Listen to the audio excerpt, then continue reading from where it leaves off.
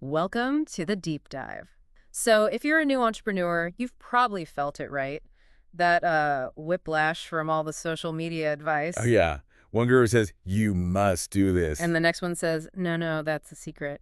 It feels like everyone's selling a map, but none of them actually lead where you want to go. Exactly. It's overwhelming. Well, today we're cutting through that noise. We're going to tackle the biggest social media myths, the ones that can, really sabotage new businesses. Think of it as clearing the path. Right. Getting you to sanity and hopefully some real growth. And hey, while you're figuring this all out, if you need a bit of a jumpstart for your profiles, check out rapidboost.net. They can give things a solid boost. Good resource to have in your back pocket. Definitely. So, our mission today, clarity. Real strategies you can use, and hopefully some of those aha moments. It's all based on this great guide we found about avoiding these common traps. Yeah, it's fascinating how many founders, really smart people get tripped up by these, let's call them social media rules that aren't really rules at all. They just pull your focus from what actually matters, right? Totally. It sucks you into this vortex of online shoulds. Okay, let's dive into the first big one. Myth number one. You need to be on every single platform to succeed. Ah, the omnipresence myth. Sounds good on paper, doesn't it? Yeah, cast a wide net, catch more fish, that kind of thing. Exactly. The idea is, be everywhere your customer might be. But that ignores the reality, especially for new businesses, limited time, limited money. Right. And our guide really hammers this home, spreading yourself thin, like trying to be active on 10 different platforms. It just dilutes your impact. You end up doing a kind of mediocre job everywhere. Precisely. For like a solo founder or a tiny team, juggling a meaningful presence everywhere, it's basically impossible. You just feel stretched, ineffective. It's quality over quantity, yeah. That's the key. Much better to focus your energy strategically. We've actually got a perfect example. Cool Little Plant Shop. Founder, Mia. She started out thinking she had to do it all. Facebook, Twitter, TikTok, Instagram, the Yeah. works. Classic case. Felt the pressure. But guess where almost all her sales were coming from? Like 95%. Let me guess. Instagram. Bingo. Just Instagram. So what'd she do? Well, this is the smart part. Instead of, trying to keep all those plates spinning, she just stopped. She doubled down hard on Instagram, focused on amazing visuals, great plant care tips. And the result. Within 6 months, her monthly revenue tripled. Wow. Tripled just from focusing. Yeah. It's a really powerful example of how focusing your effort pays off. Okay, so for people listening who feel that pressure, that gotta be everywhere feeling, what's the first step? How do you break free? It really comes down to asking, where do my ideal customers actually hang out online? Not just any customer, but the ideal ones. So it's specific. Very. Yeah. If you're B2B, well, LinkedIn is probably unavoidable, Well, right? makes sense. But if you're selling, say, art prints or cool home decor, Instagram, Pinterest, Yeah. those visual platforms are likely your sweet spot. Fish where the fish are biting. That's the idea. And to figure that out, we suggest running some short experiments, like pick 2 or 3 channels that seem promising Okay. and dedicate real effort for, say, just 2 weeks. Track everything, the engagement, sure, but also leads generated and critically, how much time you're sinking into each one. So it's like a mini test drive before you commit long term. Exactly. Get Yeah. some real data, and then don't be afraid to consolidate. Go deep on the 1 or 2 platforms that are actually showing results, instead of just having a profile sitting there on 5 others. Okay, moving on. Myth number 2. This one's seductive. Bigger follower counts equal success.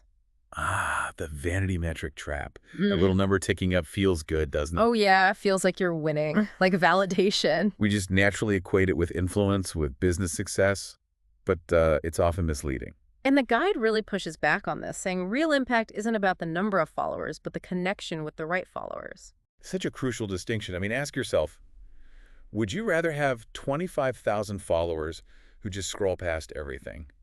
Or maybe like 1,200 diehard fans who comment, share, click, buy? Yeah, no brainer for a business owner. Give me the 1,200 engaged fans any day. Absolutely. And you see this all the time. Micro brands, smaller accounts with these super engaged communities, they often outperform huge accounts with passive audiences. Why is that? Is it the algorithms? Partly, yeah. Algorithms do increasingly favor content that sparks real interaction shares, comments, saves, because that signals actual value to the platform. But it's also just common sense engaged people are more likely to become customers. And there's data on this too, right? Something about Sprout Social. Yeah, exactly. Sprout Social did a study. They found accounts with higher engagement rates. Interactions per follower had a 2.5 times higher conversion rate from follower to actually clicking through to the website. 2.5 times. That's significant. It really is. It tells you the engagement rate is a much better health indicator for your social media than just the raw follower count.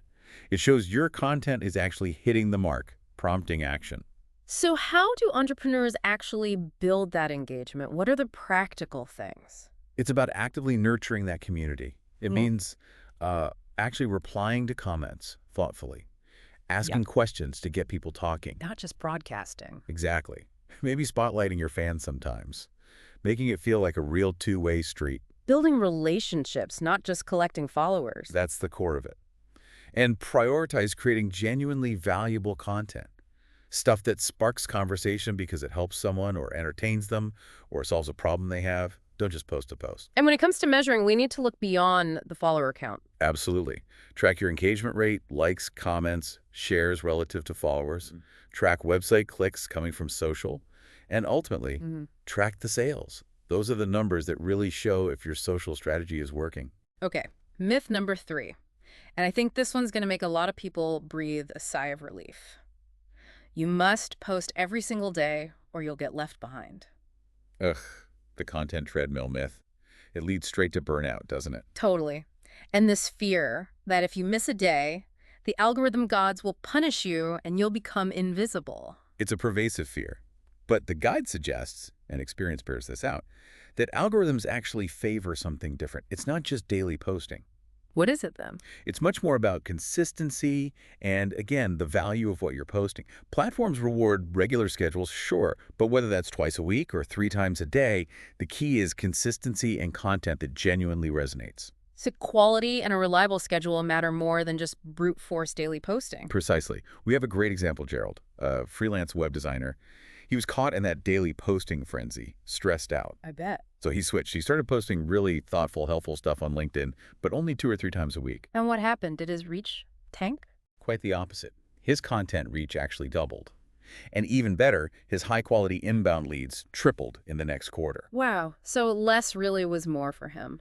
It really was. It shows that focusing on quality and a sustainable rhythm can be way more effective than just churning out content constantly. Okay. Practical advice then for someone feeling crushed by the daily expectation. First step, choose a schedule you can actually stick to.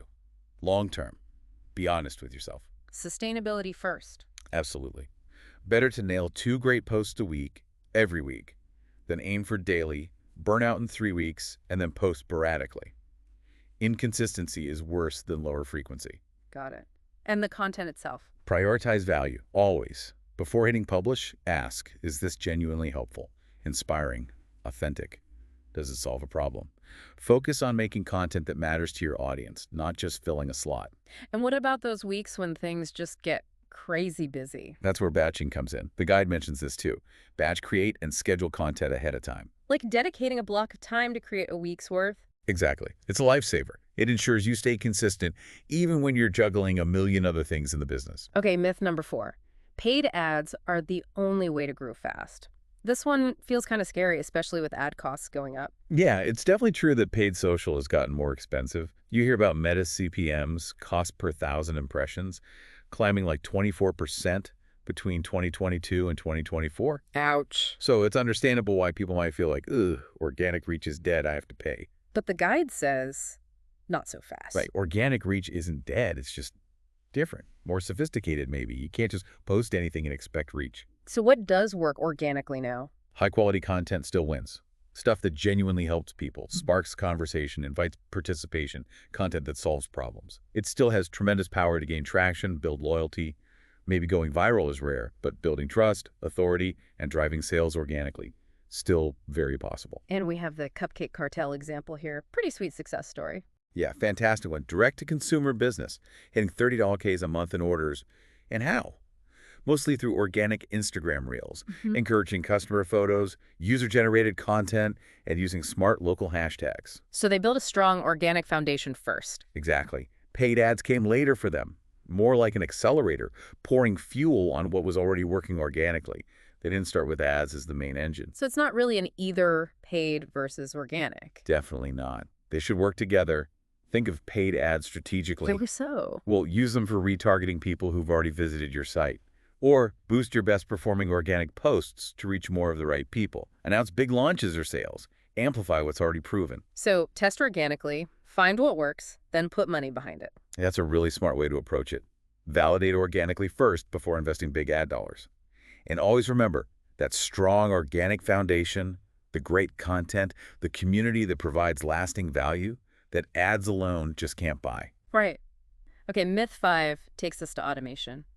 You can automate everything. Tools are great, but maybe not everything. Well, automation tools are incredibly useful, no doubt. Scheduling posts, managing accounts. They can save so much time for busy entrepreneurs. Huge help. But yeah, the danger is falling into that set it and forget it trap. Believing you can just automate all your interactions, that's risky. Because social media is, well, social. It needs actual interaction. Exactly. At its heart, it's about human connection. And algorithms, but more importantly, actual people, respond to genuine two-way conversations. Replying thoughtfully to comments, jumping into trends, getting real-time feedback. A bot just can't replicate that authentically. And people can usually tell when it's a bot, right? That generic feeling. Oh, totally. You can often spot it a mile off. And when you do, it kind of erodes trust, makes the brand feel impersonal, distant. There's an example in the guide about this, isn't there? A real estate agency. Yeah, a Miami real estate agency. They went all in on automation. Yeah. Fully automated their social media engagement. And guess what? Engagement dropped. Plummeted. A 60% drop. 60. Whoa. That's huge. Did they fix it? They did.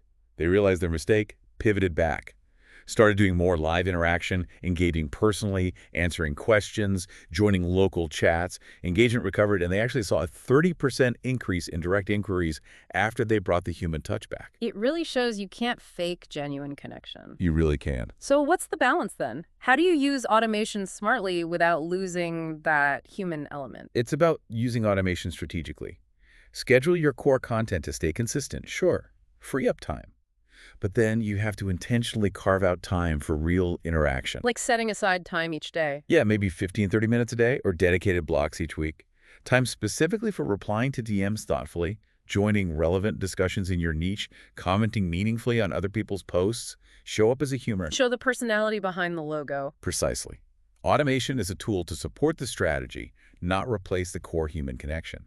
All right, final myth, number 6. What worked for others will work for you. This is so tempting, isn't it? Seeing someone else crush it and thinking, I'll just copy that. Oh, completely understandable, especially when you're starting out looking for answers. Those how I got 10K followers in 30 days posts look like a magic formula. A shortcut. Exactly. But the guide really cautions against this copy-paste approach because every brand, every entrepreneur, every audience, it's unique. Context matters. Hugely. What works wonders for one audience with one brand voice and one niche, it might completely flop for another. Authenticity, that personalization, it's just critical. Yeah. Copying tactics rarely works because you're missing why it worked for them, their unique connection, their context. There was that example of the 2 vegan cafes, right? Both tried using humor. Yeah, perfect illustration. Both read the same advice. Wow. Use humor on Twitter. One owner in Austin, a city known for being a bit quirky, started using local memes, relatable humor. Engagement soared, foot traffic went up. Okay, success story. What about the other one? The other owner, in a more traditional town, tried the exact same humorous approach, got crickets, no traction, maybe even turned off some regulars. Oof. Because the context was totally different. Completely. It shows you can't just airlift a strategy from one place to another and expect the same results. So instead of copying, what's the path? How do you build your own playbook? It comes down to embracing experimentation. Try things out. But then you have to diligently look at your data, your audience feedback. See what resonates specifically with them. And be willing to change course. Absolutely. Be flexible. Adjust based on what works for you. Build on your successes, iterate, refine for your unique situation. So stay inspired by others, maybe learn from their ideas. Definitely. Learn from everyone. But always filter those ideas through your own brand lens, your own audience understanding. Forge your own path. Okay, so wrapping this all up, the big takeaway seems to be social media is powerful, yes, but you got to be smart about it. Avoid these myths that sound good but actually hold you back. That's the core message. Focus your energy where it counts, the right platforms for your audience. Build real engagement, don't just chase follower numbers. Find a content rhythm that's sustainable, not burnout-inducing. Use paid ads strategically as an amplifier, not a crutch. Blend automation's efficiency with irreplaceable human interaction. And crucially, don't just copy others. Build a strategy that's authentic to your brand and your audience. Exactly. Nail those things and you're on a much better path. So here's something to think about as we finish. Which one of these myths might be kind of subtly shaping how you approach social media right now? Just take a second and Well, maybe challenge yourself. yeah, What's one small change you could make starting today based on what we talked about? good challenge. And remember, if you want some help putting these strategies into action, building up those profiles effectively, check out rapidboost.net. They can definitely help you get things moving in the right direction.